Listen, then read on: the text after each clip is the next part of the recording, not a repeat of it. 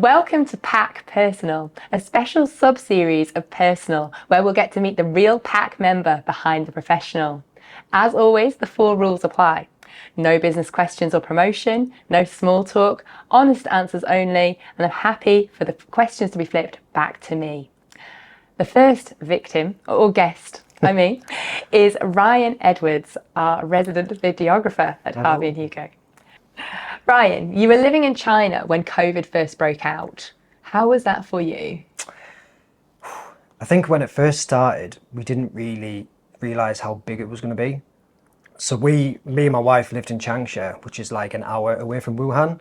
And we just heard on the news that's like there's a virus that's going around, stay inside, just make sure that you wash your hands and stuff. And they kind of compared it to SARS that happened like a few years before. So we were like, oh, okay, yeah, just wash your hands and, you'll be all right. And then me and Ksenia were in Vietnam on our Chinese New Year holiday, where I actually proposed. And we Just before COVID? Just before COVID, okay. yeah. That's timing. Yeah, great, honestly, great timing. And then we were in Vietnam and we heard about everything kind of like getting locked down back in China. And we were like, oh my God, what's it going to be like going back to China, going back to Changsha? And then we flew back into Changsha and it was like a different city. It was like just an absolute ghost town. Like we just couldn't believe how dead it was. It was like I Am Legend. Have you seen that film? No, I don't see it. You don't watch any films. So it was like I Am Legend. Like you walked back and a city that I lived in, it was about 10 million. It was literally just like, there was no one on the streets. And we were like, oh my God, what the hell's going on here? And then we flew into the airport. Obviously we had to wear masks by that point because it was getting really bad. And then we got escorted back to our complex from the airport. And then we had to pretty much stay in our complex, in our apartment, in like proper lockdown. Like you weren't allowed to leave. I think it was like once every 2 or 3 days. And every time you left the complex, you got a stamp. And if you had more than one stamp, you weren't allowed to leave. So every time you had to go out, you had to get all your groceries, your toiletries and everything. And then come back in. And then like you couldn't leave for another 2 or 3 days. Wow. Yeah, it was that bad. Like it was just insane. And then it just obviously exploded across the world. Yeah. So do you think the UK was pretty relaxed compared to? Oh God, yeah. Like it's funny when people ask like lockdown in China and lockdown in England. Lockdown in England was nothing. Yeah, you can go for like a 30-minute walk or whatever. You can go to the shops. Lockdown in China was like, it was proper lockdown to the point where this all happened after I moved back to England, but to the point where they would lock your door and they have a seal on the door. So then they would come around and check everyone's door. And if you broke the seal, they would lock you back in. And if you broke it once or twice, they would permanently lock you in where you can't open the door. It got, honestly, really scary. Yeah, it got that bad where it got to that stage where I think it was about 3 or 4 months ago. It was all over the news. They did it to a family and there was a fire in the apartment and they couldn't leave. And they literally just died. They just burnt alive. Oh, that's horrific. Yeah, it got to that point where it was just... Yeah. So glad to not live there anymore. Wow. Yeah. Was that the reason that you moved back to the UK? No, the reason I moved back, so me and Ksenia were working there as teachers, and then after about 6 weeks, we're like, it's not going to end. Like, it's literally just going on and on and on. And I was teaching over there, and I had to go back to England to work to get Ksenia a visa to come back to come to the UK. And it was always our plan. And I was like, you know what? I'm going to go back now. I'm going to start working because this is not going to end for a long time. And we just sat there in lockdown for like 6 weeks, just like not doing anything, not living, just existing with our dog, just watching YouTube pretty much every day. So, wow. Yeah. Perfect way to test a new engagement. Tell me about it. Literally, yeah. Let's get married and then let's spend 6 weeks together. Yeah, just to check. Yeah, just to check, yeah. So tell us more about Ksenia. Ksenia, I met her in China. Funny story, actually. We're in a nightclub. I hate this start of the story. We're in a nightclub and that's how we met. But I was leaving China about 2 weeks after I was in the nightclub. And I saw her across the dance floor and I was like, wow, yeah, she's gorgeous. Oh. Anyway, I went over and we started chatting and stuff. And I was like, oh, there's no point us dating because I'm going in 2 weeks. And then it was like, yeah, right, okay, we'll just, have a little fling, whatever. And then it was her birthday 3 days after. So we spent her birthday together. And then literally from that day that we had our first date on her birthday, we spent literally 4 or 5 days from that first time we met into for like 5 or 6 days later. And I was like, oh my God, this is going to be so hard to leave. And then it got to the point where I left, and obviously it was like emotional and everything. Came back to England, didn't like it, like preferred Chinese life. Obviously just met Ksenia, and I was like, you know what, bugger it. I'm leaving UK and I'm going to go back and live in China. So after about 3 or 4 months, I went back to China. And then I stayed there for another 2 years until COVID happened. Oh, okay, brilliant. Right, I was thinking that was just before COVID, but yeah, 2 years before. Yeah, so I moved to China, I think 2017. Moved back there 2018, summertime-ish. And then COVID happened in 2020. So like a year and a half, 2 years later. Yeah, what was really cool about living in China? Apart from Ksenia, meeting your wife. Meeting my wife. What was cool about living in China? It's just, and it's hard to describe it, like it's just another world. It's just completely different to England. Like the culture, the food, obviously, everything is just the complete opposite of what like the Western culture's like. And I just loved it. I love a bit of difference, like, you know, day-to-day life, and that couldn't have been any more different. Yeah, I've been to Hong Kong, but I get a feeling it's not a real taste of China. No, it might soon be with it going communist, Yeah. with the transition, the 50-year transition, which the party have kind of implemented sooner than they should have. But anyway, I won't get into that. But yeah, Hong Kong's very westernized when I went there anyway. You could go you could like in China, you're not allowed to go on Google, YouTube, Facebook or anything. It's all firewalled. Wow. Whereas in Hong Kong, it's like you can do anything pretty much. So anytime you get to the border, you'd be like, oh, Facebook, Google, everything's coming back on. And then you could go to like just loads of like Western shops that you would never find in China, and like Western food, like Lucozade orange. I know that's so random, but like Lucozade orange, I absolutely love for a hangover. And then, going to Hong Kong, and honestly, you'd stockpile. You'd bring about like 30, 40 bottles back to China with you because you couldn't get it in China. Yeah. And that was probably one of the best things about going to Hong Kong. Lucozade orange. Lucozade orange. Okay, right. And Western films. Western films weren't really shown in China unless it was like Marvel or like a big film. Yeah. But you know the film Joker? Of course not. Of course not. Joker. Oh, yes, I do. Yeah. Joker. Yeah, about the Batman clown. Yeah. I actually did watch that, and I did like it. Yes. Yeah. It was very depressive. Depressive. Like probably the wrong word. I appreciated it. Yeah, it was really good, and I was so looking forward to that come out. But obviously, with the tone of the film, it wasn't getting released in China. So I got a 6.5-hour train journey from Changsha to Hong Kong, watched the film, and then a 6.5-hour train journey back to Changsha, just to watch that film. Wow, that's commitment. Yes, I'm a bit of a film geek. Yeah, film's kind of, I guess, what you do, what you Yeah, love. exactly. Yeah. So.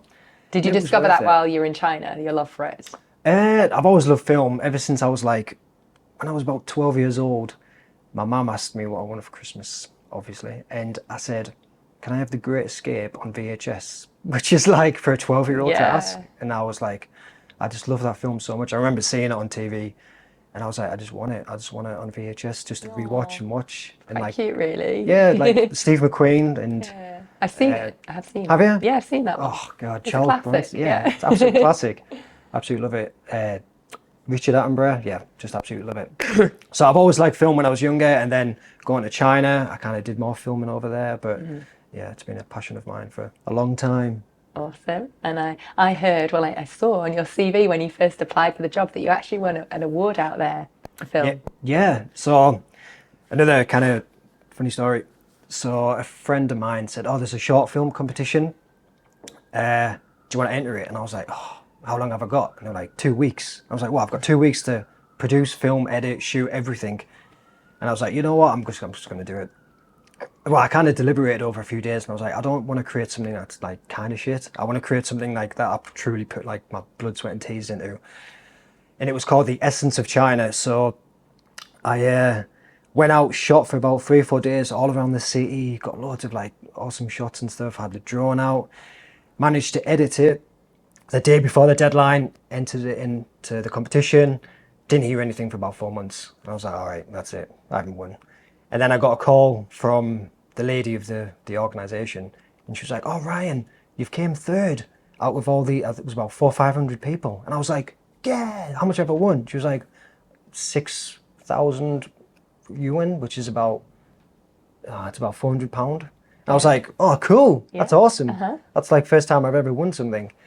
So I was like, yeah, awesome. Went to the award ceremony and had to like do a little speech, and like someone was translating and stuff. I was like, yeah, that's amazing. And then a year later, another organization that I just happened to see on like WeChat, which is like the Chinese Facebook version. They were like, oh, short film competition, very, very similar like topic. So it was like the essence of Changsha, but under another name. I was like, you know, I'm just going to enter it. Literally, same film, didn't touch it for a year, entered it into the competition, and this was out of about 4,000 participants. I was like, there's no point. I'm not going to like promote it. No one's going to watch it. No one's going to vote for it. And then again, about 2 months later, I got a phone call of the woman, and she was like, Ryan, you won. I was like, oh, what? Like, I don't know, because there was loads of different subcategories. And I was like, which category have I won? She's like, the whole thing. I was like, say it again. She was like, you've won the whole thing. You've won £3,500. And I was like, well, I think I was pretty much dropped my phone. I was like, oh my God. Because Shenya was with me. He was like, what? I was like, I've just won the film competition. About 5,000 people or something. I won £3,500. And I literally I was speechless. And I was like, literally cried with joy. Because I was like, oh, this is absolutely amazing. The ironic thing is that obviously it was a film that I did last year. I didn't even touch it. And I just thought, yeah, just stick it in, see what happens. Yeah. And then on the 24th of December, 2018, I think it was, that's when the whole ceremony was. And I'll never forget, I walked in and there was about 15 envelopes and everyone was picking up the cash. The competition before that, you got it like a bank transfer and it was like, you had to get deducted 20% and everything. Where this was literally just £3,500. Right there, and the kind of envelopes were like getting bigger and bigger and bigger. And then right on the end, there was about this one, and I was like, literally money signs in my eyes. I was like, yeah, that's mine. And then, yeah, did the whole competition and stuff. There's a video online somewhere, me very, very awkwardly doing a bow and I think I've seen it. Yeah, trying to speak some Chinese. Yeah. And then I came out, and then Kashenya got a picture of me getting this big wad of cash and putting it in my inside pocket. Literally the happiest moment ever. And that was on the 24th of December. And then I went and bought an engagement ring, I think on the 26th of December. With that money? With that money. Oh, that's so lovely. Did you know that was what you were going to spend it on? No. But we were going to Vietnam the month after in January, and I thought, you know, I think this is a sign to propose. Oh, yeah. So I went into a Chinese shop, like engagement shop, and yeah, it was just, yeah, it was mad. Oh, that's so lovely that it's got a meaning behind the engagement ring as well. We joke about it, like saying if I didn't ever win the competition, maybe I wouldn't have bought a ring because I wouldn't have had the money to buy the ring unless I'd saved up and up and up. Yeah, or you just got a really rubbish ring. Oh yeah, I just got like a bit of twine. And it's the thought that counts though, isn't it? Yeah, I'm sure she'd have still said yes. Yeah. But that's true. And that sparked your interest in getting into a career in film or recording? Yeah, well, actually, when I moved to China, my dad brought me like this tiny little GoPro. It was called a GoPro Cube 5, I think. And he was like, "Oh, there you go. Like, just take some videos and stuff." And I was like, "Oh, I've never really thought about taking videos." I did it in college, and I did like mostly editing in college. And then that kind of just sparked, like, just ignited like a passion of recording. And I was literally that guy, like filming every single thing and doing it, like say hello, like in China and stuff. Made like a little travel film, which it's still on YouTube somewhere. Yeah. And that literally just kind of sparked my passion for it. And then I kind of got a bigger camera, then a bigger camera, then I got a proper professional camera, then I got 2 or 3, and then it just kind of snowballed into this career, which is just the best thing ever. Awesome. So lots of positives about living in China. Were there any negatives or anything more challenging? Oh, more challenging. I did get arrested in China. Oh. Yeah, it's a story. So when I was working over there, I was working as a teacher for a company called First Leap. Okay. And before I came, they were like, you can come on a tourist visa. This is a Chinese term, it's called guanxi. Okay. So it's like we have relationships with the police. Right. So they're not going to come and find out if you're here illegally. They're not going to raid the school. Just come over here. And I mean, obviously that should have been red flags before I even left England. Yeah. But, well, I was 24, 25, and I was like, yeah, cool, that sounds like an adventure. And then went over there. After about 6 or 7 months, I was teaching a class, taught about 3 or 4 classes a day. I think it was the 4th class of the night, about 8:30. And you'll find like a lot of parents pop in the phones through the door, like the crack of the door, just to like get a little sneak peek of like the kids getting taught, Oh, okay. the children getting taught. And then it happened, and I was like, oh, okay, yeah, whatever. Like, you've been there for about 5 minutes. Little did I know they weren't recording the kids; they were recording me live teaching. So then, anyway, I got up my class. I was like, bye bye. Oh my god, I forgot what bye bye is in Chinese. Whatever. Said bye to the kids. Walked round into the office, and then just about to sit down, pack up my gear, and go home. And then 3 plain-clothes policemen came in, and they demanded perfect English. Where's your passport? And I was like, I don't have it on me. It was like, okay, you're coming with us. Grabbed my arm, went to take me, and I was like, whoa. I was like, I'm not going anywhere without my boss. Walked round to the office, and Kitty, because I was a bit of a joker when I was living there, and I was like, Kitty, and she was on her phone. She's like, yes, right. And I was like, the police are here. And she was like, haha, yes. And I was like, Kitty, look up from your phone. And she looked up, and her face just dropped. And there was 3 police behind me, and I was just there. I was like, oh my god. And then I said, do you need me to go to the police station now? And I was like, what do I do? He said, just do everything they say, don't worry. Got into the police car. I could get to sit in between these 2 officers. Drove to the police station, about 10 minutes away. And then I went down into this, honestly, I'll never forget it, down into this like dungeon cellar. It was just so like, it was something like out of a movie. It's like Game of Thrones or something. It just looked so scary and intimidating. Wow. Walked past a room, and it was like a padded room, and they had like a big tall chair with like a wood thing over the top. And I was like, oh my god, am I going in there? Anyway, after about an hour, I was like trying to text on my phone, and the guy saw me, and he ran over, grabbed my phone. He was like, no, you don't text anyone. And then he confiscated my phone. And at this point, it was about 2 o'clock in the morning. I was by myself, absolutely shitting myself. No like contact to the outside world or anything. And then the guy said, come on, come with me. Got me in handcuffs, took me into this room, and I had to get sat down. He put this piece of wood over me, locked it. I had to put my hands there. They took literally every single thing off me, like my watch, my necklace and everything. And then I had to get read. I'm guessing it's like your Miranda rights, but he said it in Chinese. So he could have said anything. I wouldn't have had a clue. And then he was like, right, how long have you been working here? Like literally getting interrogated for about an hour and a half. And I was just answering everything honestly. I was like, I work for First Sleep. I found my job on Google. And they were like, Google? What's Google? Obviously, because they don't know that. And they were trying to find it on their laptop. And I was like, you'll never find it. It's blocked. You can't access Google. And then like, how much do you earn? How many kids do you teach? What age of kids do you teach? And I was just being honest. I was like, yeah, da da da da. And then like, right, okay. So I had to sit there. By this point, it was about 4 o'clock in the morning. And I was like, honestly, shitting myself. And then Alfred, my big boss of the whole company, came down, and he popped his head in. And when I saw his face, I was like, felt like a familiar face, thank God. He's like, no worries, Ryan. I saw it. And I was like, okay. Anyway, about 5 minutes later, they came in, and all the answers that I gave, I had to re-answer for the purpose of Alfred. Right. Because the more you earn, the more kids you teach, and the level of kids you teach, the more that the company gets fined.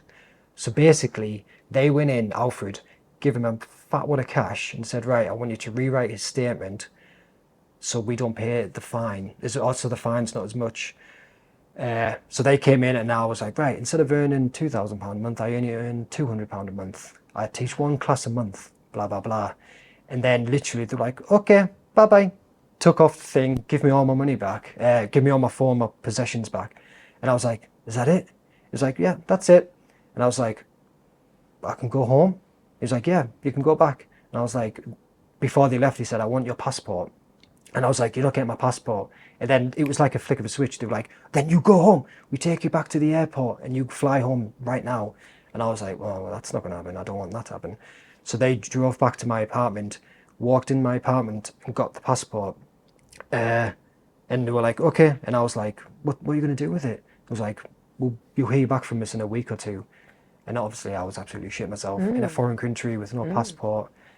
Anyway, about 2 weeks later, I got it back. But the worst thing was, the morning after, Kitty, she was like, how was it? And I was like, I fucking think it was. I was in the prison. No one came and saw me for like hours and hours. And they were like, oh, okay.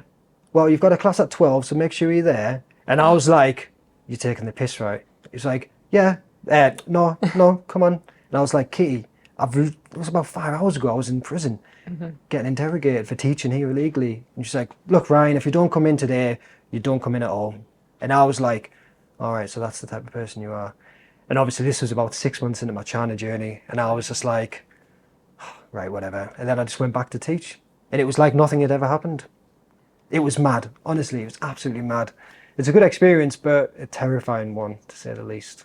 Yeah, I don't know what to say. I had no idea about that whole experience. Yeah. Like, it's just I haven't told many crazy. people, to be fair. Like, and it's not something to be ashamed of, but No, you did nothing no, wrong. it was like they brought me over and like false pretense to say Yeah. like, oh, you're not going to get, everything will be fine. But it wasn't. And I got raided. And the worst thing that happened, possibly, like, pretty much happened. I can't imagine how frightening that was. It must be frightening getting arrested in this country. Yeah. But in a country where you don't speak the language, they're taking your passport. Yeah. You know, you do hear that they can be a little bit more hostile than we are over Exactly, here. yeah. Yeah. Wow. It's, yeah. I've heard stories of, I mean, after I left, I think they really cracked down on like all this type of like these teachers working. Yeah. And I've heard stories where I think I got off quite lucky, consider that in hindsight, because I still lived there afterwards. But a lot of people who got caught got taken straight to the airport and then got sent home straight away. Okay. So I kind of found myself lucky in that sense. Because if that did happen, then I would have left China and I wouldn't have met my wife and had Yeah. a baby. So Yeah. yeah, And but then just silver lining. yeah, of course. But then to lie, have to lie to get out. I mean, obviously you're going to do it to get out. Yeah. But it's just I would have know. just been very weird about everything. Exactly, and I had to sign to say that like this was my official statement. And I mean, they were writing in Chinese, and I obviously had to do my signature. That could have said anything. Yeah. Literally anything. Gosh, yeah. Like, I've been teaching here for years, and if they're like, right, okay, there you go. Scary. Yeah. Scary. But as you say, you did meet your wife out there. Yeah. Your now wife, and also you have a lovely, gorgeous little baby son as Yes, well. little baby boy. But it's not been so easy for you lately because Ksenia's from Ukraine. Yeah. So how's that affected everything? Sorry to interrupt, but just a quick word about our sponsor, Be Daily. I've been subscribing to the Be Daily now since starting my business. It provides relevant and informative information directly to my inbox, not just about the Northeast, but also national news. If you're interested in subscribing, we'll put the link in the description box so you can get the business news directly to your inbox. Now back to the podcast. I can't remember the day the war started, the exact date, but I remember what happened in the house because it'd been kind of leading up to it, like a few weeks before. You could see like Russia was mobilised and towards the Ukrainian border. And I think me, Ksenia, and like the whole world, we didn't think it was going to happen. And then literally the next day, it was like Putin declares a special operation, obviously war, onto Ukraine. And I remember Ksenia was just like absolutely bawling her eyes out. And where her mum and dad live, Tokmak, it's very, very east in Ukraine. So it was very like on the front line pretty much. So yeah, it was a tough time. I can't imagine because I think I was crying, you know, just when you've seen the pictures on the news. So to have, you know, with your wife that had family out there in these dangerous places. Yeah. How did you offer comfort to her or get her through it? Or are you still getting her through it? Definitely. I mean, her mum lives with us now. She has been for 3 months. Her sister and her niece have lived with us as well previously, but they've gone back to Ukraine now. And I don't know, like it's one of them things where you just don't know how to support someone because, I don't know, it's just, you try and offer emotional support, but I mean, what can you, like, with her mum and dad being where they are, like pretty much weeks away from getting like infiltrated, I don't know, it's a tricky one. Yeah. Yeah, I mean, she was obviously so upset all the time and just trying to comfort her in any way means possible, really. But, yeah. Oh, bless her. And are things getting any easier? Do you hear a different story to what's on the news? Yeah, Ksenia hears more stories, I guess, than the UK news kind of broadcasts within all of her groups and stuff.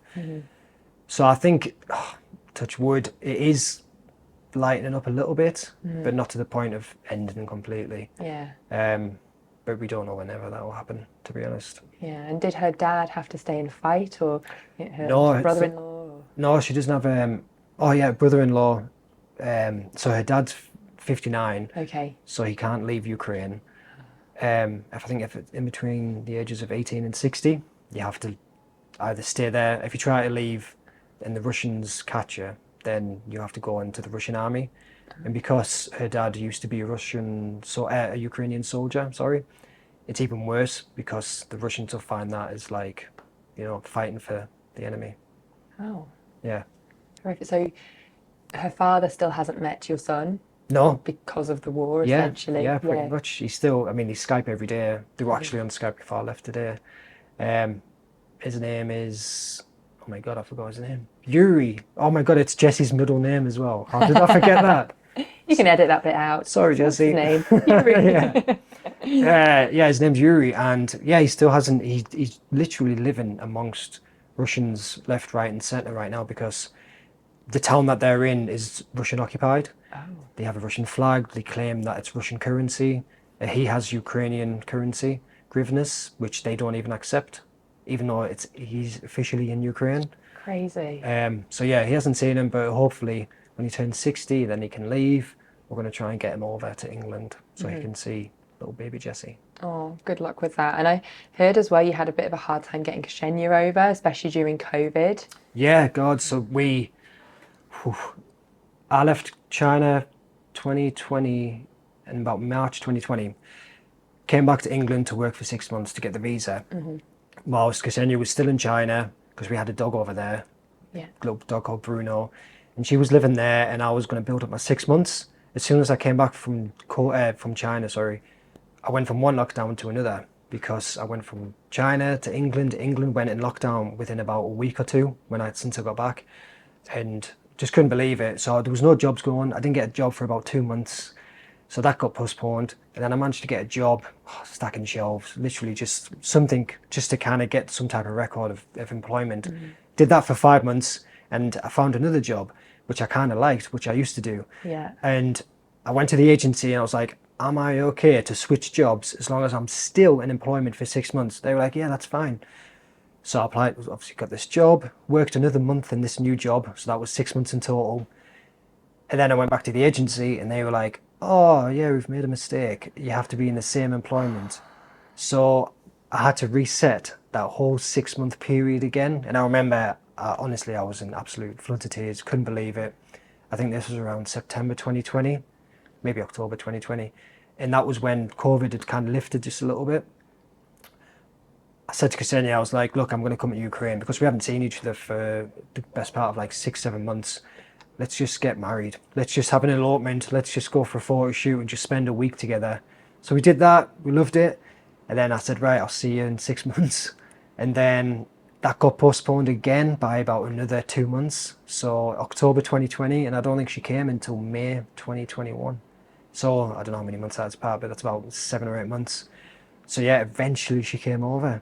So we didn't see each other for about a year. No, we saw each other once in the space of about a year and a half, about 18 months. So, Wow. Yeah, it was just, it was crazy. All the things that your relationship have survived I know, so far. If I you know. think about it, it's mad. amazing. COVID, time apart for a year and a half. Yeah, the war. The war.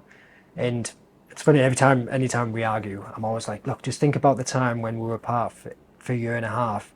How much would we have loved to like just be with each other? I was like, we're arguing about petty stuff. Let's just forget about it. Yeah, and I love how you're just like, look, let's just get married. I'm going to Yeah. come over to the Ukraine. Yeah, it was literally that train of thought. I was just like, fuck it. Let's just go and get married. Like, we're engaged already. So let's just do it. Yeah. And we had a great time. It was just me and Kia for the week. We got married in Kiev and we got some gorgeous pictures somewhere. Yeah, I've seen some of them actually. And I think you said that some of the scenes behind the photo of them being destroyed now. Yeah. Bridges and... Bridges, yeah. We had like this nice photo shoot on a bridge. It was a gorgeous backdrop. And now it's just in rubble. So it's just, I mean, it's very emotional, but it's good that we have that image, that photo to kind of... Definitely. Like you're watching the news and like everyone's watching the news and they're very emotional about it. And but you're watching it with a different emotion. You know, those wedding photos you have, Yeah. the scenes that the Never building being happen again. destroyed. Yeah. It's Yeah. absolute madness. But yeah. Yeah. Yeesh. Anyway, Hopefully things are going to improve. Well, Fingers you've crossed. just had a baby, as I touched on earlier. yeah, little baby boy called Jesse. How old is Jesse? He's 11 weeks yesterday. Yeah, 11 weeks yesterday. So And I guess that's the next big challenge in your lives. How's that going? tiring, but I think the best thing about it, I mean, obviously Jesse is absolutely gorgeous. Love having him. But the best thing about it, I think, is seeing Ksenia change from just being a wife to being a mother. And like that is like to see her just kind of take it in a stride, and she's just like, I think that's the most rewarding thing so far, just to kind of see her change and just see her develop into like this amazing mum. And yeah. So lovely. I remember you telling me that not long after Jessie was born. Yeah. And I said, make sure you tell Ksenia. Did you tell her? I did. Good. I came back on that night and I was like, by the way, I need to tell you this. And she was like, you've already told me. Oh. Yeah, I already told her. Yeah. Yeah, maybe I just forgot. Maybe, yeah. Lovely. And how was the labour experience from a man's point of view? From a man's point of view, God, easy compared to the woman's point of view. Like, she had contractions throughout the day, and then they were getting shorter and shorter and shorter together. And then we rang the hospital, and they were like, right, have you had 3 in 10 minutes? We're like, no, right, stay at home. And obviously, as a man, you're helpless. You can just rub the back and say, it's okay. Which she was like, all right, you've said it 10 times. It's not okay. Yeah, does it look okay? And I was like, it's fine. And then it got to the point where she was literally just like in agony, like screaming in pain. And I was like, bugger it. I was like, we're going to the hospital. Like, just made that decision. Got there and we went into a room. And I didn't know that women is like vomiting before pregnancy.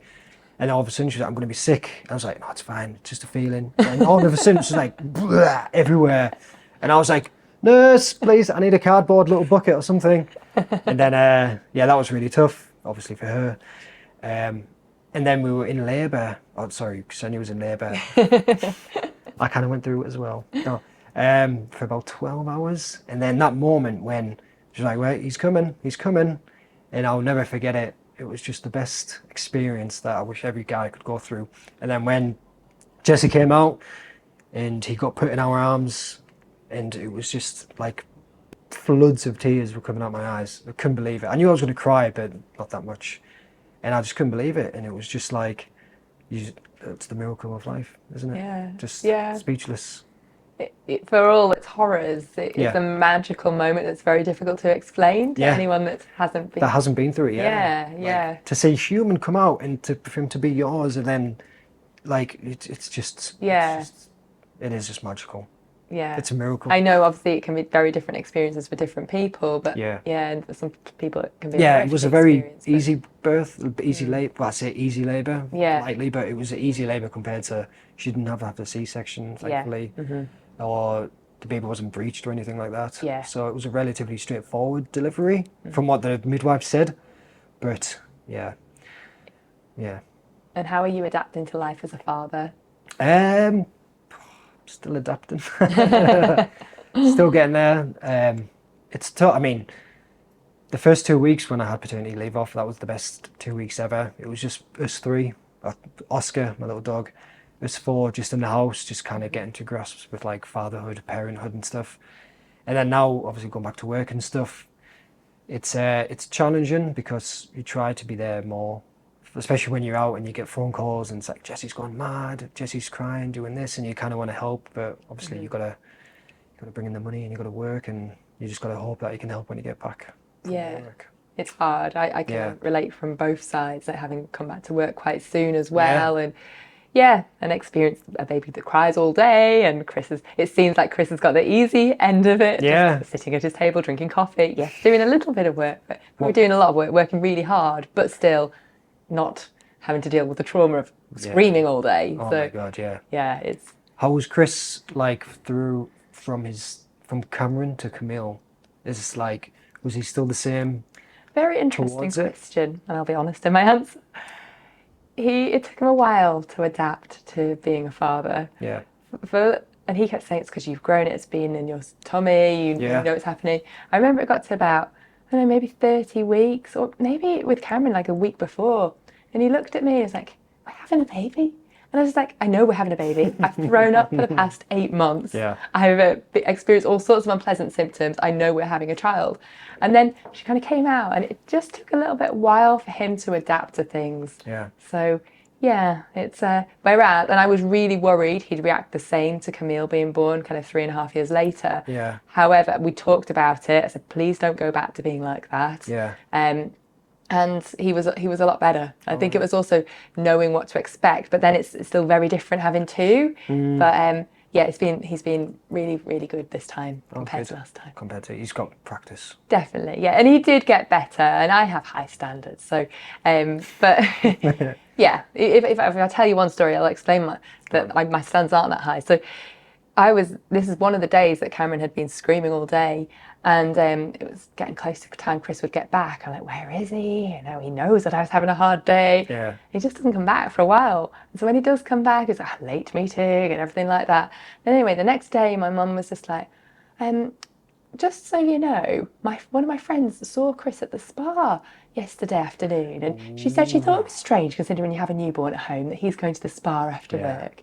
And I went mental, as you can imagine. Rightly so. Yeah, we joke about it now. Yeah. It's quite a funny story, but at the time, I did not find it funny one bit. I was furious. I was ready to pack my bags. In all honesty, hormones were raging at the time as well. But yeah, so he had a little talking to. Oh, yeah. As far as I know, it hasn't happened since, and maybe it happened before that, and I only just found out. Maybe, or But maybe he's gone to a different spa. that's probably it. And we joke about it now. He's like, I'm working out. I'm like, are you at the spa? Yeah. It probably is, but hey, let's look. Work meeting at the spa. Yes, yeah. I mean, it can happen, but yes. Anyway, change of subject. Yeah. Turkey teeth is a thing at the minute. teeth. Where people go to Turkey, they get new teeth. Yes. But you actually did mention this to me before. Yeah. You went to Turkey for a nose job. I did, yes. I had rhinoplasty in Turkey, which is another weird experience. 2 reasons. I've always been conscious of my nose before, obviously, the operation. And secondly, I've got asthma. And I found it quite difficult breathing through my nose. Right. Through my mouth, it's fine, but through my nose. Yeah. So I thought, you know what, I'll kill 2 birds with 1 stone. And I'll get a nose job and it'll solve both issues, which it did. But yeah, that was, but yeah, I don't know why I went to Turkey. Maybe because it was like a fifth of the cost, Yeah. So when was this? 2018. I Okay, think. so fair. Oh, it was actually the time I came back from England, did a bit of research, and I was like, right, I'm coming back to China via Turkey to get a nose job. And Ksenia was like, what? I was like, yeah. Obviously, it's in my head for like 10 years or something. And I was like, bugger it, now's the chance. I'm going to get it whilst I'm still relatively young, 27 or something. And then I found someone online, got really good reviews. And then I landed in Istanbul. There was a guy, Mr. Edwards. I was like, yeah, that's me. Went there, give him, I think, $3,500 or something, whatever it was. Drove to the clinic about 30 minutes away. And then apparently it was completely different to England, like down in, is it Harley Street? Harley Street, Yeah. yeah. Mm-hmm. They were like, beforehand, they were like, yeah, we'll give you like tests, we'll talk you through, we'll give you like a simulation, what it's going to look like. Literally got there and they're like, you still want to do it? I was like, yeah. He's like, right. I was like, cool. I was like, got put into anesthetic. And I was like, oh God, right, okay. Within about 20 minutes of arriving at the clinic, I was under. Wow. Yeah, it was that fast. And then I remember waking up in our, I mean, I don't know if you've ever been under, is it local anaesthetic? General. Mm-hmm. And you're just in a completely different world. And I didn't have anyone there to kind of like, so I was just in this room by myself. And then about half an hour after, the nurses came in and they were like, is everything okay? Started taking off all the bandages and stuff. Mm. And my eyes, honestly, were like, you couldn't see them. They were just like, oh, it was just horrendous. It was a bad experience. It was very painful. I was going to say, was it painful? Yeah, yeah. I think obviously during the operation, you don't know what's happening. But then afterwards, I remember going back to the hotel and I looked in the mirror and I was like, oh my God, I'm not leaving this hotel until this gets better. So literally for a week, I must have ordered about £40 a day with £40 of room service a day. I just didn't dare go to the hotel. And at night time, I was like, I'm going to have to just stretch my legs. And I remember having my hat, my hoodie, and I remember someone walking past and they were like, Jesus Christ. Because I just looked that bad. I looked like, oh, it was just, it was awful. Doesn't it involve a hammer, a nose job?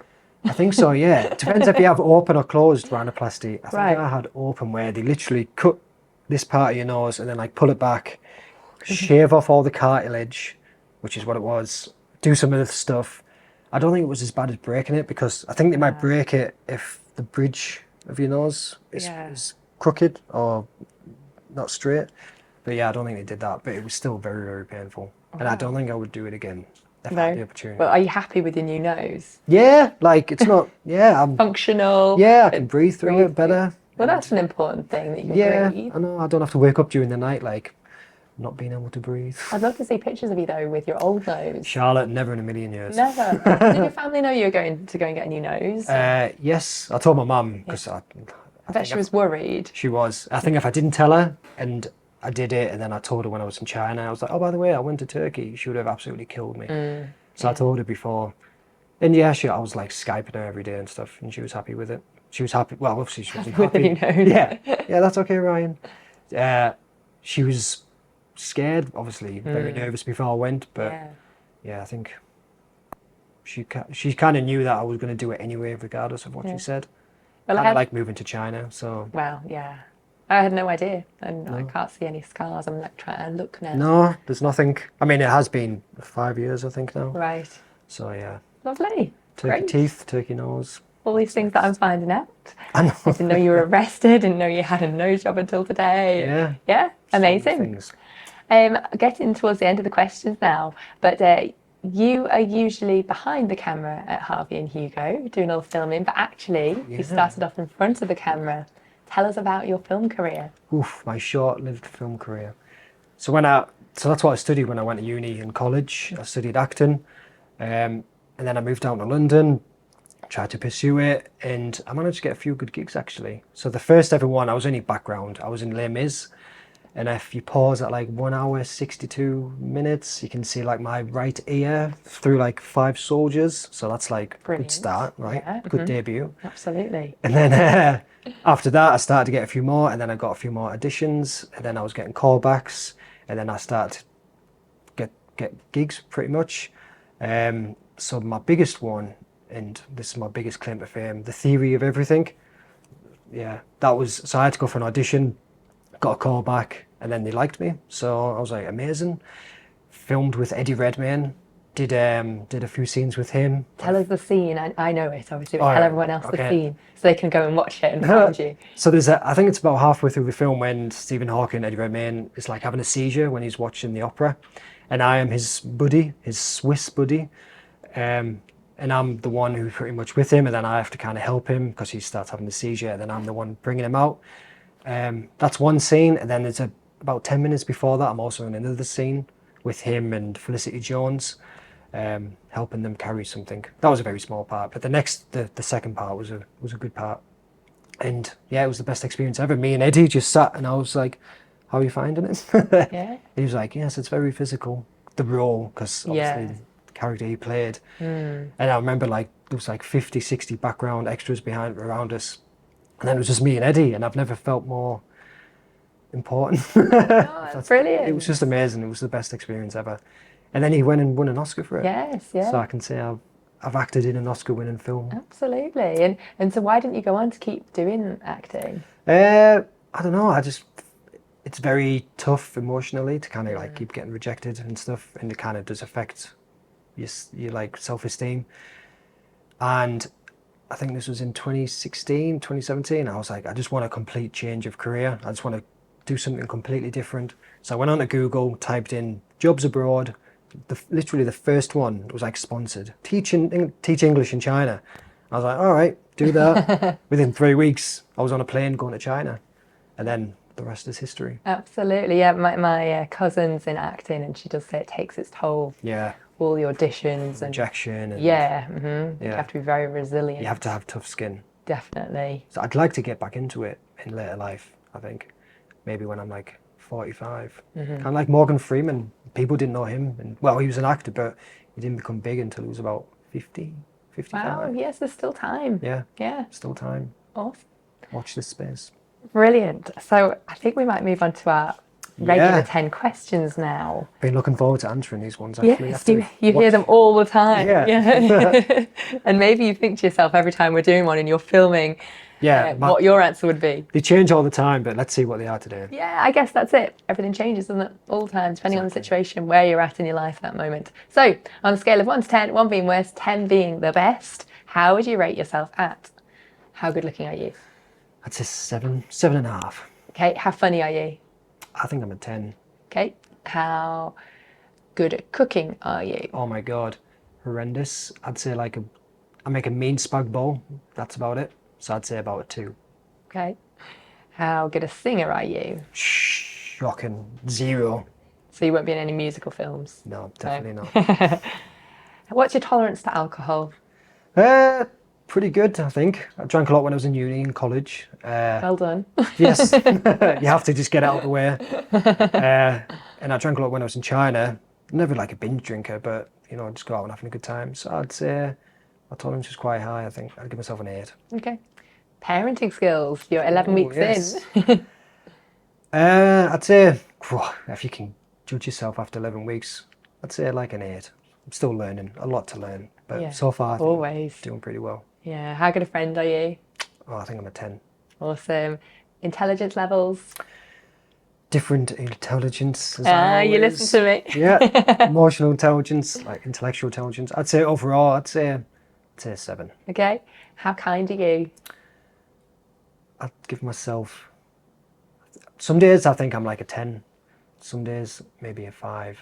Depends on what mood I'm. I'd say a 7. All right. An average 7. And the final question, sex. I've been waiting for this one. I'm 10. not asking for it, but just your score. Is that a question? I'd say 10. Brilliant. That's a wrap. Thank you. Hi, it's Ryan from Harvey Hugo and I am the videographer here. So, are you looking for a new way to stand out in today's crowded digital landscape? Well, look no further than podcasting. Here at Harvey Hugo, we specialise in creating and producing high quality podcasts that engage and inspire audiences. And with our comprehensive production services, we'll take care of all the technical details, from the recording and the editing to the distribution and the promotion. With millions of listeners tuning in every day, it's the perfect time to start connecting with them on a deeper level. Let Harvey and Hugo help you unlock the power of podcasting and take your message to the next level.